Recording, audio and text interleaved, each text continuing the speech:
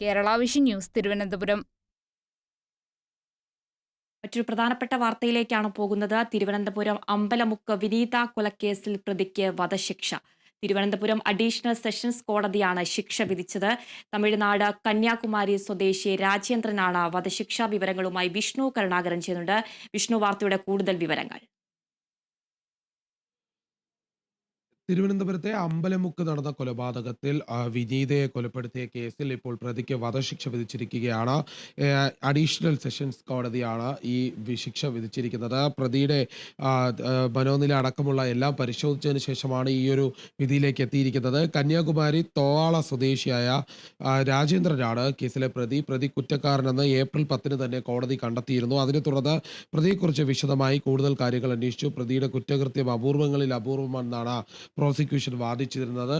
അതുകൊണ്ട് തന്നെ കൂടുതൽ ഈ കാര്യങ്ങൾ പരിഗണിച്ചുകൊണ്ട് തന്നെ ജില്ലാ കളക്ടർ അടക്കമുള്ളവരോട് റിപ്പോർട്ട് സമർപ്പിക്കാനായി കോടതി ആവശ്യപ്പെട്ടിരുന്നു, നിർദ്ദേശിച്ചിരുന്നു. ഇതിന് പിന്നാലെ പ്രതിക്കെതിരെ കൊലപാതകം, കവർച്ചയ്ക്കിടെ കൊലപ്പെടുത്തൽ, അന്യായമായി കടന്നുകയറൽ, തെളിവ് നശിപ്പിക്കൽ എന്നീ കുറ്റങ്ങൾ കോടതി കണ്ടെത്തിയിട്ടുണ്ട്. പ്രതി സമാനമായ രീതിയിൽ തമിഴ്നാട്ടിൽ 3 കൊലപാതകങ്ങൾ ചെയ്ത ശേഷം ജാമ്യത്തിൽ കഴിഞ്ഞ സമയത്താണ് വിനീതയെ കൊലപ്പെടുത്തിയിരിക്കുന്നത്. പ്രതി തിരുവനന്തപുരത്തേക്ക് പേരൂർക്കടയിലെ ഒരു കടയിൽ ജോലി ചെയ്യാനെത്തിയിരുന്നു. ഒരു ഹോട്ടലിൽ ജോലി ചെയ്യുന്ന കാലഘട്ടം ആ ഒരു സമയത്ത് കട ഉടമയ്ക്ക് പോലും ഈ പ്രതിയുടെ കാര്യങ്ങളൊന്നും അറിയില്ലായിരുന്നു. പ്രതിയുടെ പോയ കാലങ്ങൾ എങ്ങനെയാണെന്ന് അറിയാതെയാണ് ആ കടയിൽ ജോലിക്ക് നിർത്തിയിരുന്നത്. ആ സമയത്താണ് പ്രതി താൻ ചെയ്യുന്ന കൊലപാതക രീതിയിലുള്ള അതേ കൊലപാതകം വീണ്ടും ആവർത്തിച്ചത്. വിനീതയെ രാവിലെ തന്നെ 11:50 കൊലപ്പെടുത്തിയിരിക്കുന്നത്. 2022 ഫെബ്രുവരി 6 ഈ കൊലപാതകം നടന്നിരിക്കുന്നത്.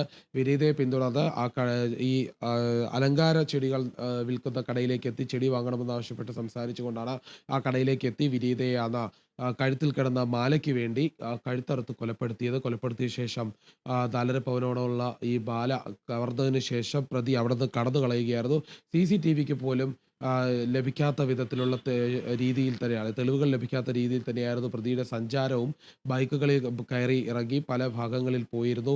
ഒരു കുളത്തിൽ പോയി കുളിച്ചു, അവിടെ നിന്ന് വസ്ത്രം മാറി, ആളെ തിരിച്ചറിയാത്ത വിധത്തിൽ പല രീതിയിലും സഞ്ചരിച്ച ശേഷം പോലീസ് പിടികൂടില്ല എന്നുള്ള ഒരു ഉറപ്പിന്മേൽ പ്രതി തിരികെ കടയിൽ വന്ന് ജോലി തുടർന്നിരുന്നു എന്നടക്കമുള്ള കാര്യങ്ങൾ അന്ന് അറിഞ്ഞിരുന്നു. അതിനുശേഷമാണ് പോലീസ് പ്രതിയെ പിടികൂടിയത്.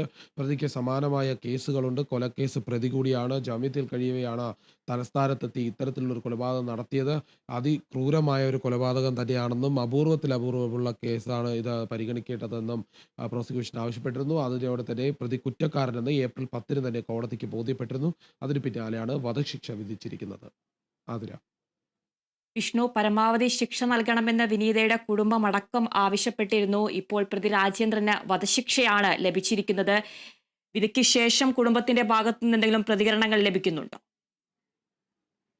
ഏതായാലും കുടുംബത്തിന്റെ ആവശ്യം പരിഗണിച്ചുകൊണ്ട് തന്നെ ഇപ്പോൾ പ്രതി അതായത് ഈ പരമാവധി ശിക്ഷ തന്നെ വിധിക്കണമെന്നുള്ളൊരു ആവശ്യം ഇപ്പോൾ ലഭിച്ചിട്ടുണ്ട്. ഏതായാലും കോടതിയുടെ ഭാഗത്തുനിന്നുണ്ടായിരിക്കുന്നത് വലിയ ഒരു വിധി തന്നെയാണ്.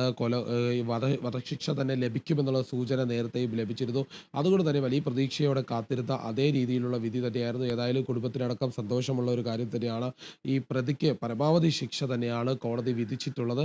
ഏതായാലും പ്രോസിക്യൂഷനും അത്തരത്തിലുള്ള സന്തോഷം പ്രകടിപ്പിച്ചിട്ടുണ്ട്. പ്രോസിക്യൂഷൻ വളരെ ശക്തമായി വാദിക്കുകയും പ്രതിക്കെതിരെ കൃത്യമായി തെളിവുകൾ നിരത്തി കോടതിയിൽ വാദം ഉന്നയിക്കുകയും ചെയ്തിരുന്നു. ഏതായാലും പ്രതിക്ക് സാമൂഹിക പശ്ചാത്തലമടക്കം പ്രതിയുടേത് വളരെയധികം മോശമായിട്ടുള്ളതാണ്. പ്രതിക്ക് പരിവർത്തന സാധ്യത ഉണ്ടാകില്ല എന്നടക്കമുള്ള കാര്യങ്ങൾ കോടതിക്ക് ബോധ്യപ്പെട്ടു. അതിനുശേഷമാണ് വധശിക്ഷ വിധിച്ചത്. ശരി, വിഷ്ണു കരുണാകരനാണ് വാർത്തയുടെ വിവരങ്ങൾ നൽകിയത്.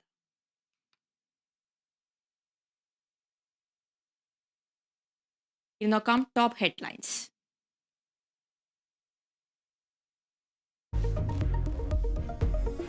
അമ്പലമുക്ക് വിനീത വധക്കേസിൽ പ്രതി രാജേന്ദ്രന് വധശിക്ഷ. ശിക്ഷ വിധിച്ചത് തിരുവനന്തപുരം അഡീഷണൽ സെഷൻസ് കോടതി. വിനീത കൊല്ലപ്പെട്ടത് 2022 ഫെബ്രുവരി 6.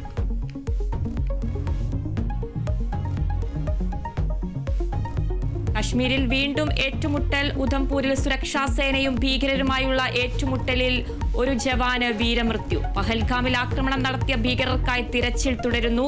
ഭീകരാക്രമണത്തെ അപലപിച്ച് കാനഡ. ഞെട്ടിക്കുന്ന സംഭവമെന്ന്